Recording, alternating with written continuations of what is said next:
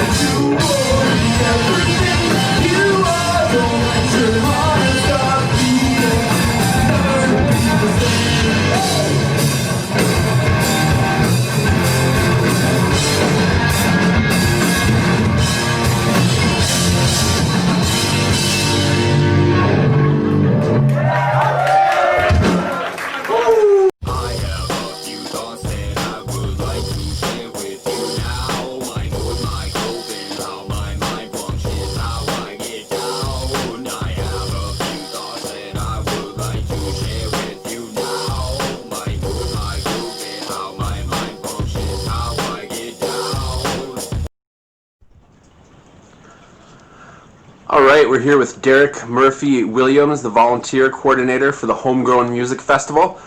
Derek, can you tell us, what does the volunteer coordinator do? Volunteer coordinator finds volunteers for the festival and trains them on how to run venue doors, and also organizes distribution of field guides and people to volunteer doing that. And then basically just oversees and puts out fires the week of the festival and helps volunteers get up and running at each venue and gets them anything they need. Nice. So where do volunteers come from then? How do you find them? There is always an existing base, I think, of volunteers that have done it for a very long time. We've also done outreach at Winter Fiasco and other homegrown events. I know that I, as well as past people, have used their pool of friends and made them do the work by asking their friends. So they really come from all over. Nice. So what would, if somebody wanted to volunteer, what would you tell them that a volunteer does? runs the entire festival. They literally just uphold like the spirit, I guess, at the door. They make sure everyone's paid and are coming in with wristbands. They look cool and wear homegrown t-shirts. Nice. How long have you been working with Homegrown? I think this would be my 5th year. Oh, wow. And so before you worked with Homegrown, then did you attend a lot of them just as a festival goer? How did you kind of get involved or make a transition from someone who goes to the event to somebody who got involved? I did go to the event. I don't even know how many years, and I think I've accidentally gone to the event in the way past, not even knowing what it was or knowing that it was even homegrown. And then I started going knowing it was homegrown pretty much every year. And then I transitioned into steering committee work because I had a friend on the committee who convinced me to apply. So yeah. What are some of your favorite things about Homegrown that don't involve your work? I mean, obviously the music, but then just seeing the huge amount of people in the community out enjoying it, I think, is the most fun part for me. Nice. And if somebody wants to volunteer, then where can they go sign up, or how do they become a volunteer? You can definitely check out the Homegrown website, and I believe email. You can probably email anyone on the committee, and they can put you in touch with me or Assistant Volunteer Coordinator Sarah. Awesome. Anything else you want to tell any potential volunteers? No. No. All right. Well, thank you very much.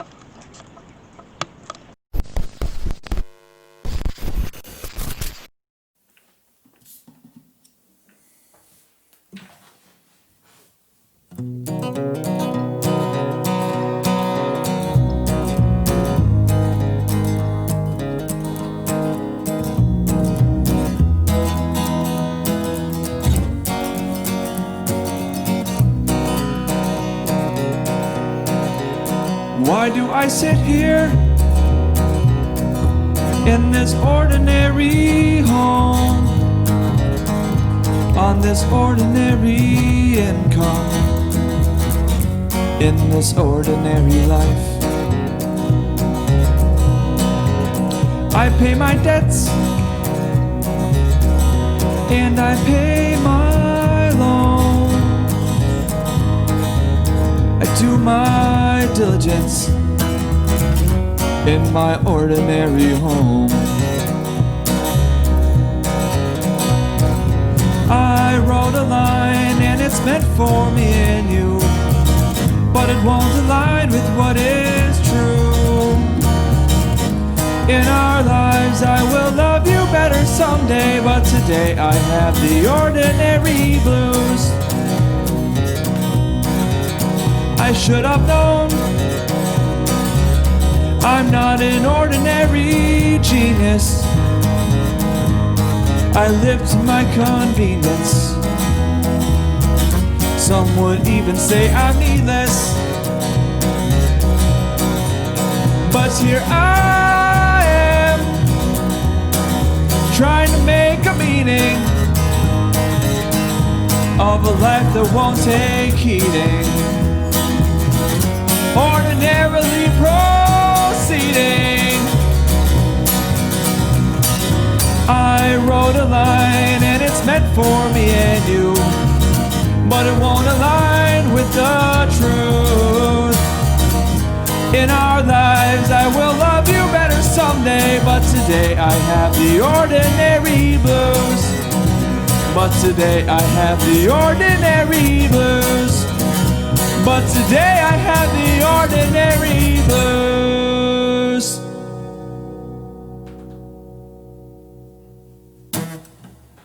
This is a song called Take My Place.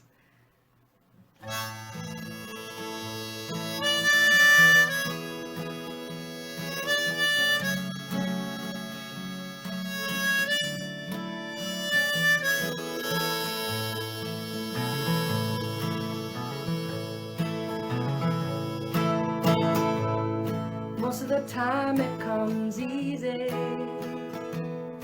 You are kind and you don't mind picking up when I call. But how long can it go on like this before I find someone to take your place? Freudian slip. Who's gonna take my place?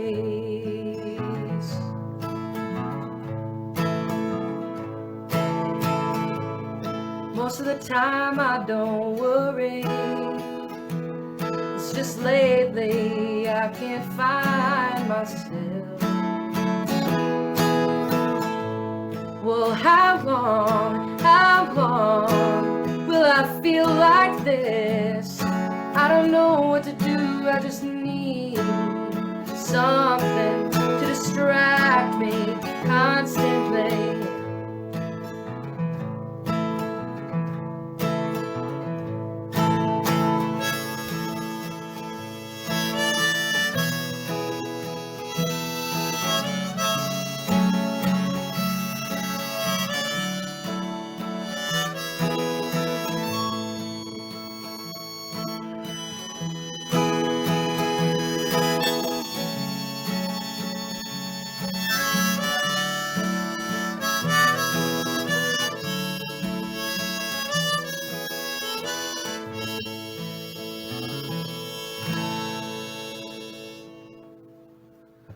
It's easy to fret this world so cold. We write our stories as life unfolds, desperately searching, craving to believe.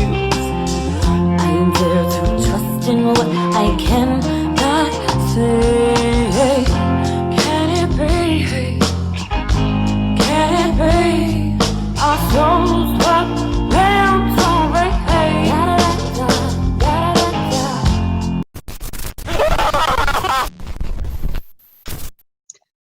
So I come to Homegrown with, and I have a little printed story on the website too. But my background from somewhat of a beginning would be that I was always interested in music as long as I could remember. My parents were great musical influences. Neither one of them were performing musicians, but there was just a lot of music in the house and seemingly musical family. And once I was in high school, and I grew up on the Iron Range, I went to Mountain Iron Beale High School. There was this really unique kind of local DIY music scene that started to build right around my my really narrow. At that age, it feels like it's your generation, but it's just like a few classes around your age. And so that consisted a lot of Virginia High School and Mountain Iron High School and surrounding high school students. And so that I was around 15, 16 years old when that was really developing. And it was a developed enough scene that there were shows, pretty much multiple times every week. And they were completely concocted by teenagers, high school students. And so it wasn't like mind blowing for me at the time. It was just I was coming of age and it looked like, well, this is what can be expected. And so that kind of set a standard for. I viewed local music as being a little bit of a separate animal from the national or the international scene. Like the favorite bands I had, like Green Day and Thrice and the Beatles and other bands, it seemed like two completely different worlds, and you would have different expectations for local music. So that kind of set the benchmark. And then eventually moving to Duluth for college, I worked at Pizza Hut, and I had some friends, developed some friends there who were musicians. And a good friend, Steve Libby, one year handed me this catalog, and I'm like, oh, what is this cool thing? And it was the Homegrown Field Guide.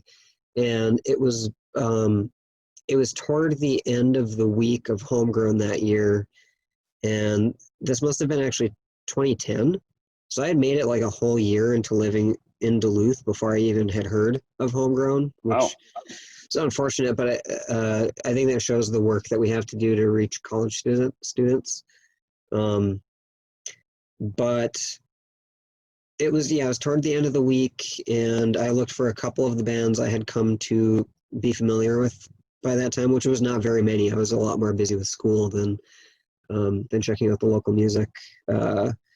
But Brooke, my wife now, she's my girlfriend at the time, recognized a couple bands. We tried to go catch some at like Beth's Juke Joint, and so cool. It was cool that this, the thing existed. But it was like the end of the week, and I didn't really know what it was yet. So the following year, I was asking Steve for guidance, and how do I do this? What's the plan? He just handed me a field guide again. It was, there you go, we'll figure it out. Yep. And so year by year, I participated more and saw more of the beast that is, the 8-day Homegrown Music Festival, and just a completely mind-blowing. What a fantastic thing, and a kind of perfection that I can't really put into words. Like I kind of, I can kind of fanboy on Homegrown and gush about it, but I have a really hard time describing, like, there could not be an existence of an event or an organization that's any better. It's just absolutely magical, and every music performance that I walk into, even after 10 years of coming to know what to expect, I'm still blown away every single time. I still go in and listen to a Homegrown performance and go, my God, how is every single one so good? So I'm completely obsessed with Homegrown. It's my favorite thing in the world. And when I realized after a few years of going that they needed volunteers, I was super excited to volunteer. I was like, oh, good, I get to actually contribute and help make this thing happen.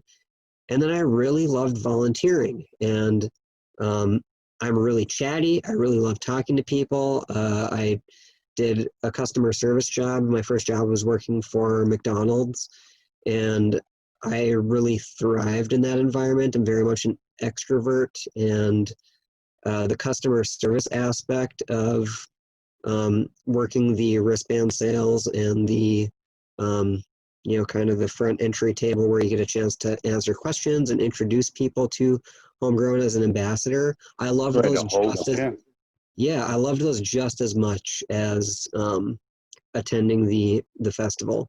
And then after a couple of years of, Melissa was the volunteer coordinator. After a couple of years of building a little bit of rapport and her coming to realize I'll be a consistent volunteer, I started to get a little bit of leeway in scheduling those volunteer shifts. So I could start emailing her before I knew the schedule was coming. And then the moment the schedule hit, I would pour over the whole thing, and I would build a spreadsheet and try to populate, here are all the times that I want to volunteer. And it would allow me to see some artists that I hadn't seen before, see a couple of artists that I had, and for the most part, I would try to schedule the earliest shifts so that I could get out of that venue and then go run around and do everything else that night. And then one year I had signed up for every night, and Melissa was like, you need a couple nights off. I'm like, no, this is just this is my maximum enjoyment. This is what I want to do. And she's like, okay, well, we're going to give you at least one night off, though. And so that year I spent a lot more time with the steering committee, and at the end of the year, this must have been around like 2015 or something. At the end of the year, Melissa said, hey, we often have openings for steering committee positions, and we have some openings this year, and I think you should apply. And I applied, and I was accepted to join the steering committee with a few other people. And every year it's been somewhat of a learning process. And Yeah, so now I've been with the committee for, I think I'm in my 4th or 5th year. And what brings you to Homegrown? So I've been kind of involved with Homegrown some way, shape, or form, facet, always behind the scenes type of thing. When Homegrown first started, I was at the North Shore Theater as a bartender slash audio guy, so hence my background I couldn't find an old picture of the North Shore, so I was trying to be traditional, and hence my background of the current North Shore. So I bartended, but I also helped out with audio because back then it was just the North Shore. It was just the mezzanine, and then next year was mezzanine and main room, and so I bartended, help out with audio, and then as it grew from 2 days to more days, and they needed more PA and needed engineers, I would be a sound guy at a venue here or there, whatever. And then things changed, and then John Farrell became the official PA provider. And then, so I worked for him for a couple Homegrown years and basically leapfrog PA from one venue to the next venue, and for days just moving PA, which was fine, And then my deal with John Farrell was I was never going to use my vehicle, so me being a smarty pants, I figured one year, that's it, I was living out of town, so I just purposely drove my motorcycle up here.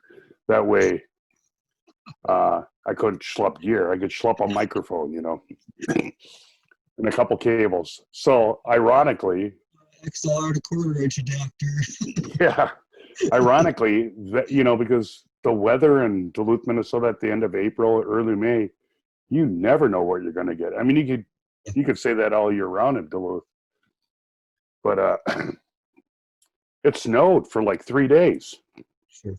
So I couldn't even ride my motorcycle anywhere. So I couldn't haul gear, but I couldn't even get anywhere. Yeah, it was weird. I mean, of course I figured it out and stuff, but then I just decided I wasn't going to do that, and wasn't going to help Farrell, but I would help him out here or there, and I've been always active in the music community and the arts community up here anyways. So, if they needed help through the whole time, or if they needed gear, I always had access to gear.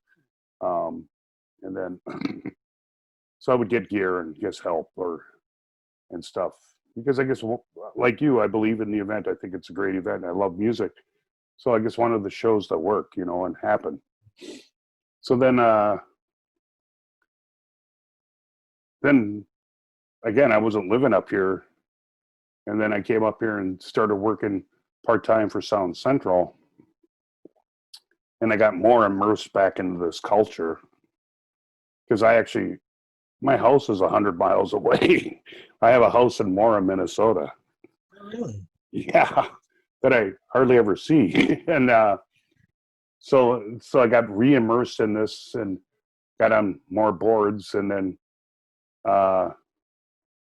because I was working part-time at Sound Central. And then when Jake Larson left at the end of 2018, he was the production guy. They needed somebody to be the production manager. Then Melissa approached me, and so I started like November of 2018. So then the first thing that I kind of worked on was the Winter Fiasco of 2019. So I helped Cory with that. Or no, it wasn't Cory. But one of the first meetings I had, I said, well, what about bringing the Caddyshack in? Me, you, and Melissa met with the Caddyshack. They were new at that time. And then, And then brings us to 2019 Winter Fiasco, 2019 Festival. Brings us up to 2020 Winter Fiasco. Neil Peart dies right before the whole thing starts. Kind of sad. I was in mourning. had a good time that night, or and then after Winter Fiasco 2020, we had a whole different world, and we all started having meetings and pretty much canceled. We even had a chicken shack briefly for a week. Yeah. And we even had internet in that chicken shack, and all that went away. So it pretty much brings us up to speed now. But Right.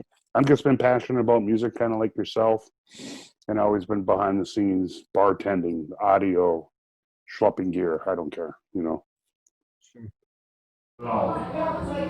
Cool, man.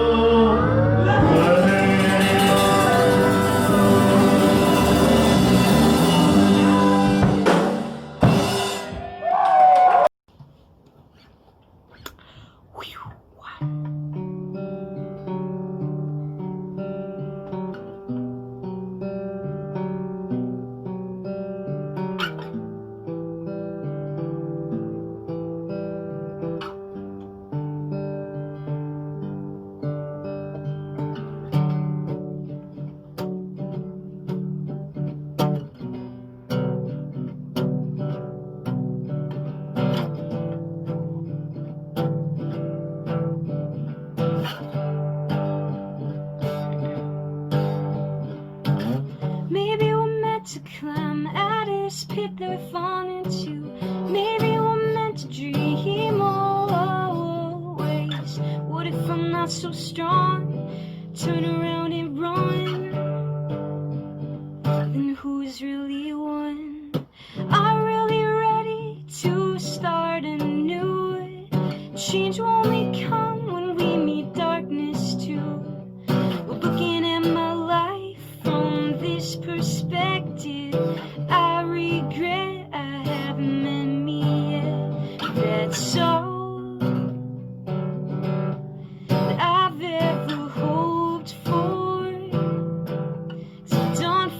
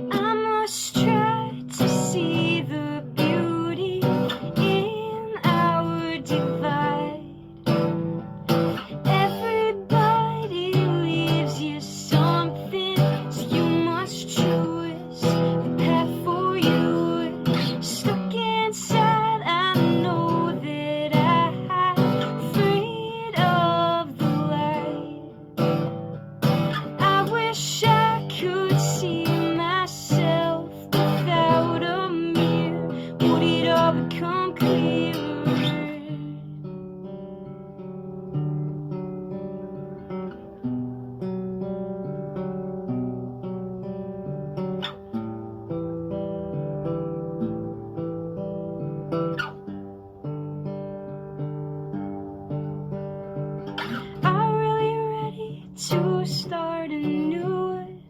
Change will only come when we meet darkness too. Looking at my life from this perspective, I regret I haven't met me yet. Are we really ready to start anew? Change will only come when we meet darkness too. Looking at my life from this perspective, I regret I haven't met me yet. Yeah, I regret I haven't met me yet. Yeah, I regret I haven't met me yet.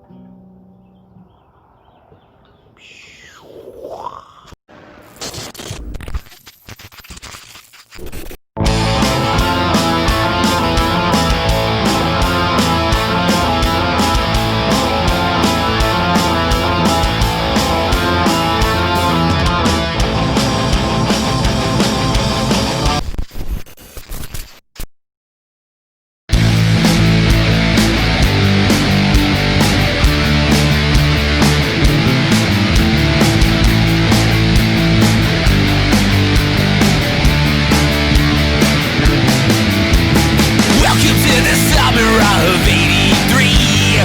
Camp Arawak is the place to be. Playing and swimming and making friends, but don't mess around or you'll end up dead. You can get stabbed with a hunting knife, or chased with an axe running for your life. Shot in the throat or decapitated. It's the perfect summer to get annihilated. At sleepaway camp. At sleepaway camp. At sleepaway camp. At sleepaway camp. Let's take it to the summer of '88. You can return if you think it's safe. We got campfire stories and penny raids. Girls getting drills jammed into the face. Sex with chainsaws and strangulation. If you wanna stay alive, try masturbation. Battery acid, old-fashioned stabbings. How much murder will we be having? At sleepaway camp. At sleepaway camp. At sleepaway camp. At sleepaway camp.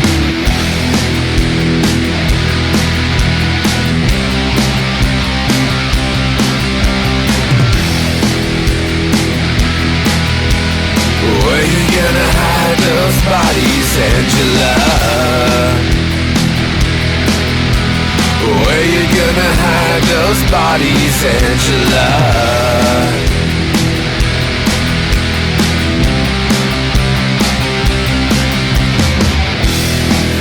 At sleepaway camp. Murder. At sleepaway camp. Rafting. At sleepaway camp. Sex. At sleepaway camp. Organized sports. At sleepaway camp. More murder. At sleepaway camp. Fishing. At sleepaway camp. Murder again. At sleepaway camp. So, Crystal, why don't you tell us first how long you've been on the steering committee and then how you came to be on the steering committee?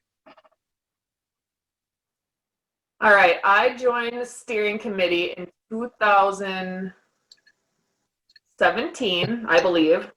And I came to be on the committee because Kip suggested I should apply. So I did, because he knew I volunteered and we were friends through other means in the photography world. And so yeah, I applied and I made the committee, and it's been great. Super fun. Good decision. Thanks, Kip. So you started as a volunteer? Yeah, I think the first time I volunteered was around 2008 or 2009. I volunteered at a couple venues, and then I decided that I like delivering field guides. So that's what I did for like 5 years. I was a field guide delivery person. Oh wow. Yeah, and that was great because I worked hard delivering those field guides, but then I got to enjoy the whole festival without having to worry about being at a venue. You should probably edit that out because that discourages people from wanting to. Volunteering at a venue is very important and really fun and good. So you only did the field guide delivery. You didn't do venue volunteering? I did at the beginning, like Okay. 2009, but then I found my little niche in the field guide delivery world. So Well, that's got to get done too. So it's fair game. important. Yes, it's an important job also. Yeah. How about you, Cory? How did you get on the steering committee? I was on the internet and I saw they were looking, and then I just applied, I guess. Yeah. That's fantastic. I thought, why not? Let's give it a shot. And there's no good story. I didn't volunteer. I had performed on 10 of them at least before that, but had never volunteered. No, you're my favorite addition so far. So. I'll edit that out so nobody else gets upset. I don't care. So what can you tell us a bit about what you do then on the steering committee? Yeah, so the first year was just sort of whatever needed to be done, because your first year is sort of trying to find your niche. So I did a lot of box pickups and just kind of busy work, helping wherever I could make myself useful. And then I started with the next year doing some design work for posters and advertisements in the field guide and different, graphic media that we needed, signs at venues, anything like that. Ticket design, design the tickets for the festival, our badges, drink tickets, stuff like that. So graphic design stuff, stuff for the website and the Facebook page, is social media, that sort of thing. So that's kind of my niche now, is doing that sort of thing. Nice. And that's probably not something that people think has to get done when they think about homegrown too. I think there's a lot of parts behind the scene that, people are just like, oh, you probably just book bands at the venue, but there's just so much more that has to get done. Yeah, there is. And there's a lot of, everybody sort of plays a role. It's crazy how, people just sign up to be on the committee, but it's weird how people fall into roles that are perfect for them. For example, let's hear about your contributions here, Cory.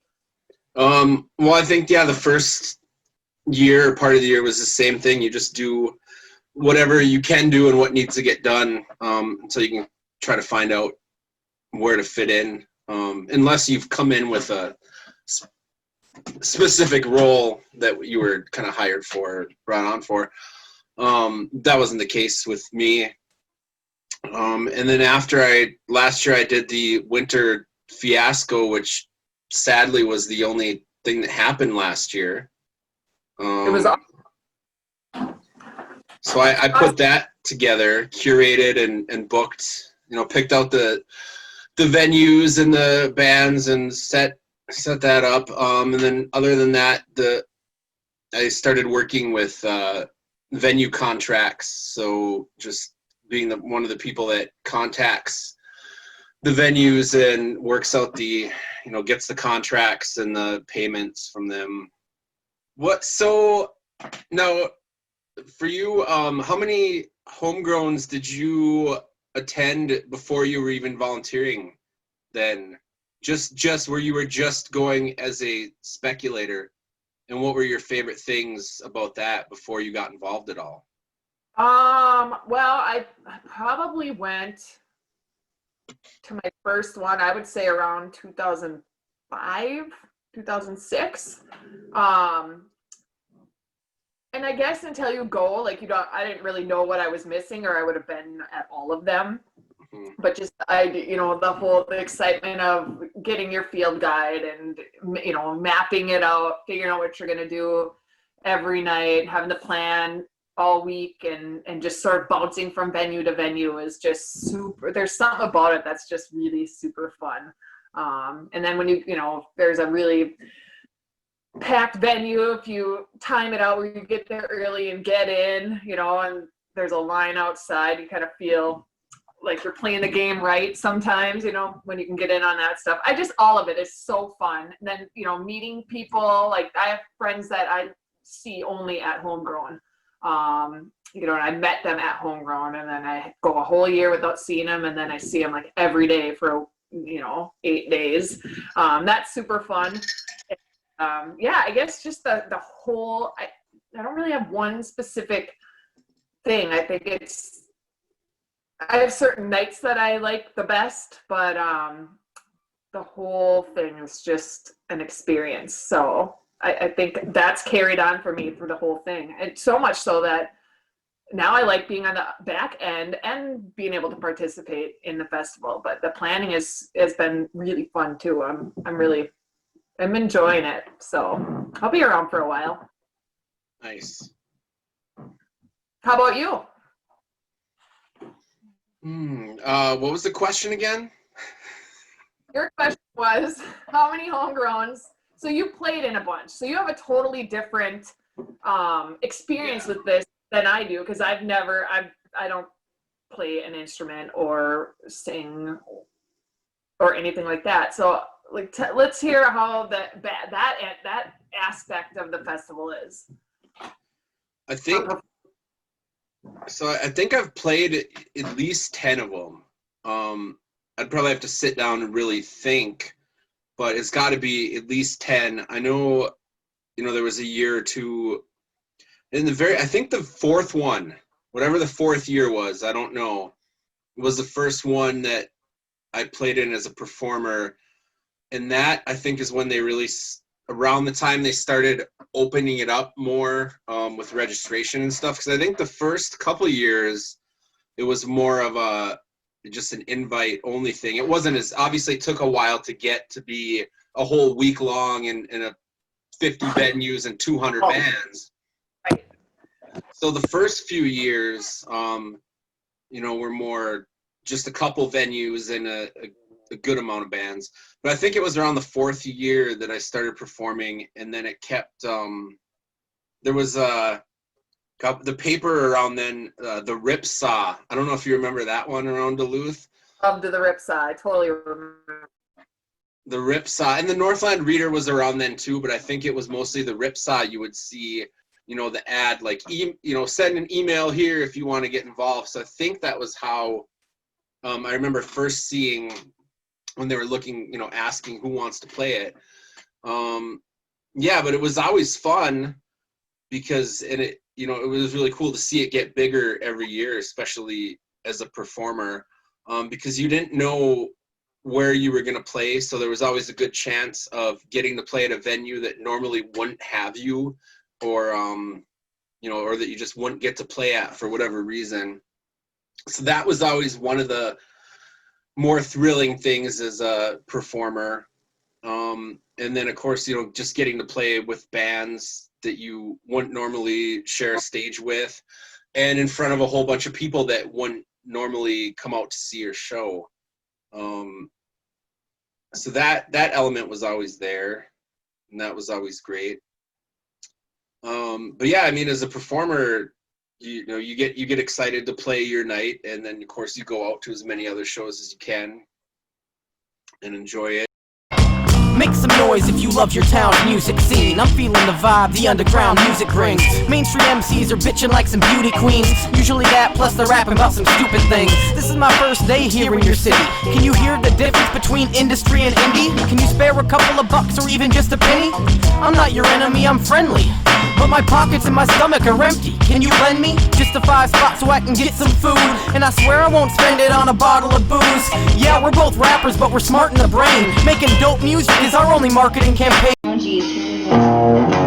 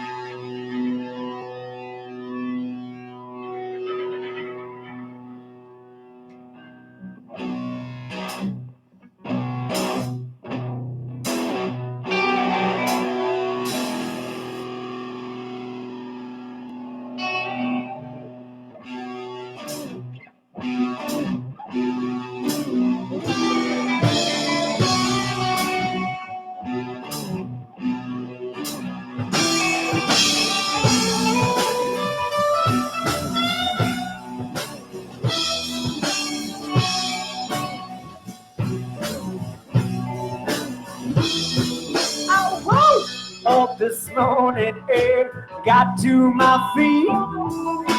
Opened up my chest and what did I see? Not a single thing that could ever please. So I got myself out there on that street.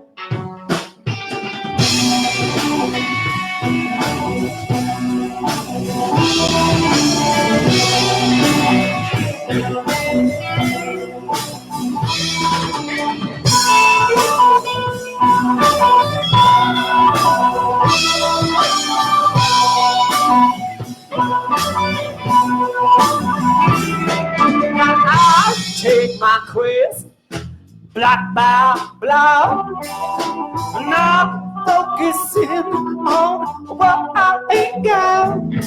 And if I take my time and I'm all so bad, I think about the time we could have had. Now I said, dang, why do you have to be so far away from me? I said, dang, why do you have to be? Dang, why do you have to be so far away from me? I said, why do you have to be?